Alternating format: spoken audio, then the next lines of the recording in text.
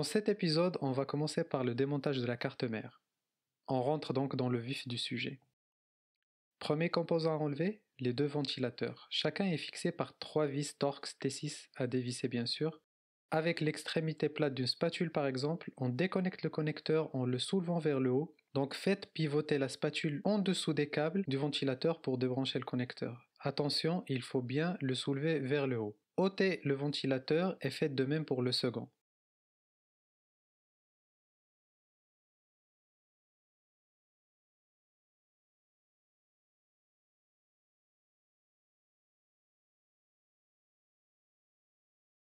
Maintenant, retirez la nappe de la caméra de sa prise de la carte mère. Tirez sur la nappe parallèlement à la surface de celle-ci. Toujours avec l'extrémité plate d'une spatule, soulevez le connecteur AirPort Bluetooth pour le débrancher de sa prise sur la carte mère. Idem pour le connecteur du lecteur optique, du disque dur et du haut-parleur. Faites levier sous les câbles de celui-ci. Dévissez les deux vis cruciformes fixant le cache de la nappe clavier pavé tactile à la carte mère. Retirez le cache et mettez-le de côté. Toujours avec la spatule, soulevez le connecteur du pavé tactile pour le débrancher de sa prise. Avec le coin de la spatule, ouvrez le clapet de retenue de la prise ZIF de la nappe du clavier.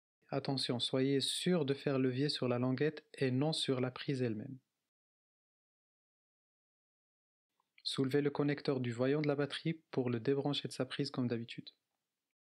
Saisissez la languette fixée au dispositif de verrouillage du câble de l'écran et pivotez-la vers le côté prise alimentation du MacBook. Tirez le câble de données de l'écran tout droit hors de sa prise sur la carte mère. Ne tirez surtout pas vers le haut. Avec la pointe de la spatule, ouvrez le clapet de retenue de la prise du clavier. Elle est très petite, soulevez-la et débranchez la nappe hors de sa prise. C'est au tour de la carte mère. On commence par dévisser deux vis Torx T6 sur la carte du raccordement MagSafe, c'est les plus longs.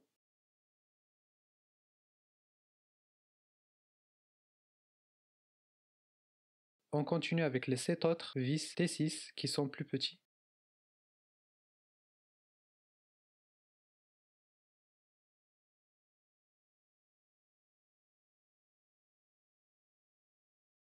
Saisissez l'ensemble de la carte mère du côté gauche et retirez-la soigneusement du boîtier supérieur en veillant à ce que la nappe du lecteur optique et les ports d'alimentation ne restent pas accrochés.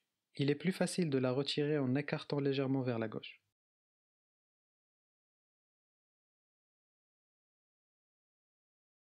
On se retrouve tout de suite dans le 3e épisode.